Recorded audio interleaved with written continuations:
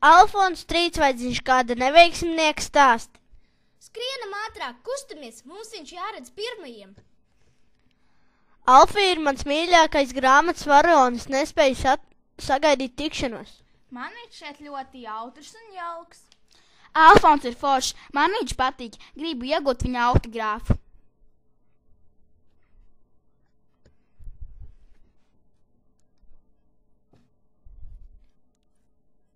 Mēs esam tevi labākie fani, lūdzu autogrāfus. Pastāstiet par maniem piedzīvojumiem.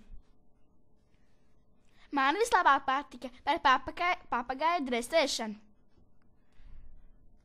Panāc šarp skaistulīt.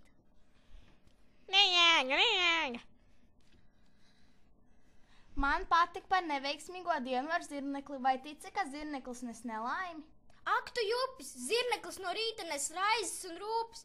Man vislabāk patika limonādes dzeršana ar vīna glāzēm. Kas te notiek? Jūs taču visi esat piedzērušies. Bet dien, mamma, cita vīniņš. Vēl vienu glāzīte. Man patika pārpratums ar pazaudēto cimdu.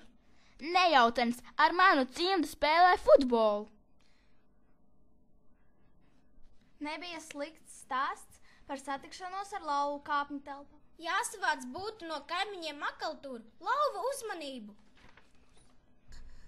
Kur vēl piedzīvojums braucot ar tramvaju?